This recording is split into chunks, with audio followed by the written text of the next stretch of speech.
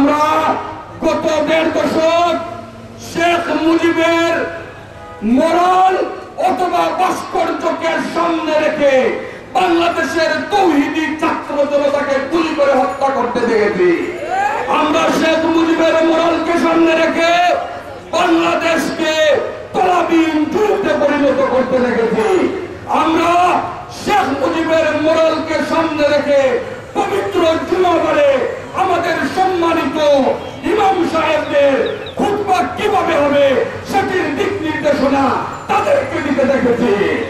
সুতরাং যারা মসজিদকে আল্লাহ এবং আল্লাহর রসুলকে অপবিত্র করার চেষ্টা করেছে, গত 5ই আগস্ট পূর্ববর্তী সময়ে ছাত্র গণ অভ্যুত্থান, আলিমুল আমাদের অভ্যুত্থানের মাধ্যমে যে বাংলাদেশ আমরা পেয়েছি, সেখানে শেখ মুজিবের মোরাল থাকার কোন সুযোগ আর নাই। আমরা দেখেছি 5ই আগস্ট পূর্ববর্তী সময়ে একজন সম্মানিত আলিম ভাই, যিনি পেশায় একজন ডাক্তার, শুধুমাত্র তার দাড়ি এবং টুপি থাকার কারণে মাদ্রাসায় তার ভাইকে আনতে গিয়েছিল, পুলিশ লাঠি দিয়ে উটের আঘাতে তাকে রাস্তায় ফেলে দিয়ে বুক যাত্রা করে তাকে নিহত করেছে। আপনারা কি জানেন সেই সমস্ত ঘটনা?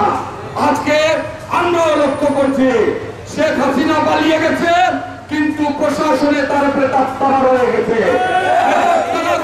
বলেই শেখ মুজিবের মোরাল এখনো জেলা প্রশাসকের কার্যালয়ে রয়ে গেছে।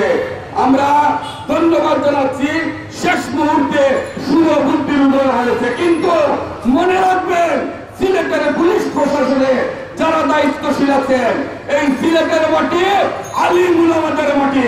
এখানে কোনো ভাস্কর্য, কোনো অপসংস্কৃতি, কোনো বেহায়াপনা, কোনো বেলেল্লাপনা এই তৌহিদি জনতা করতে দেবে না। আগামী দিনেও বিগত সময়ের মতো আপনারা সচেষ্ট এবং সংগ্রামী ভূমিকা রাখবেন।